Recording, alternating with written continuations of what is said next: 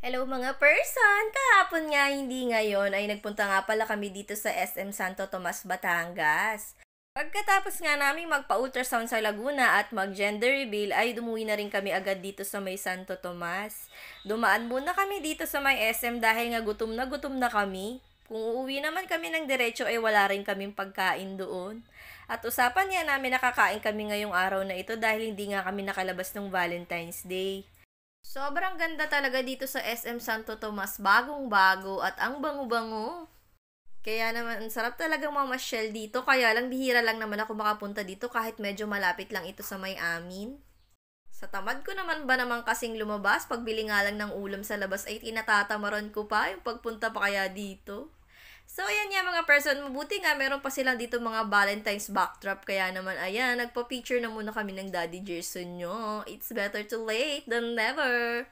Si Ate Chelsea nyo nga pala ang nagpicture sa amin nun. Natagalan niya ng konti dahil ang daming dumadaan, kaloka. At eto na nga mga person, dahil gutom na nga ang mga person, naghahanap na kami ng kakainan namin. At syempre, wala pa rin naman kami ibang babagsakan kung hindi kung saan bida ang saya. Kaya naman bumaba na ulit kami at hinanap namin si Jollibee. Parang hindi ko talaga kayang ipagpalit yung Jollibee sa kahit anong masarap na pagkain. At eto na nga mga person, hindi naman ako pwedeng kumain ng may breaded chicken. Kaya naman hindi na lang ako kumain ng balat dyan. Tiis-tiis na lang at bawal din magsawsaw sa gravy. Diyos ko, ang hirap talaga pag mataas ang sugar level mo, ang daming bawal. Kaya naman mga person, pagkadating nga ng order namin ay nagkain na nga agad kami at may baon nga pala kami dyan Tupperware. Nag-take out nga kasi si Ate Angel nyo, nakaklase niyang may birthday para daw sa akin. Kaya naman dala-dala namin yan hanggang dito sa Jollibee.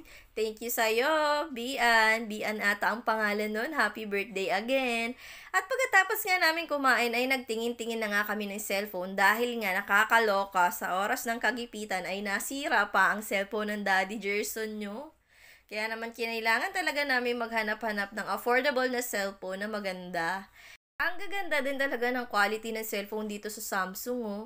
Kaya lang sabi ko nga kay Daddy Gerson nyo ay magtingin-tingin pa nga kami sa iba.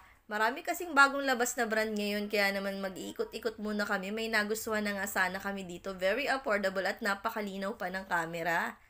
Mas prefer nga kasi namin yung pwedeng-pwedeng pang vlog, malinaw ang camera dahil ako nga ang gagamit at si Daddy Gerson yun na ang gagamit nitong aking cellphone. Mas kailangan ko nga kasi yung malinaw na camera dahil nga syempre nagbablog tayo, tuloy-tuloy lang ang mga person. Eh si Daddy Gerson nyo naman ay kailangan niya naman pang text at pantawag lang at panglaro niya ng ML. Napadaan niya rin kami dito. Ayan, may mga installment naman kaya lang medyo mataas pa rin talaga. Hindi pa rin namin afford to. Kaya naman see you on part 2 kung anong mabibili naming cellphone. Suggest nga kayo anong maganda.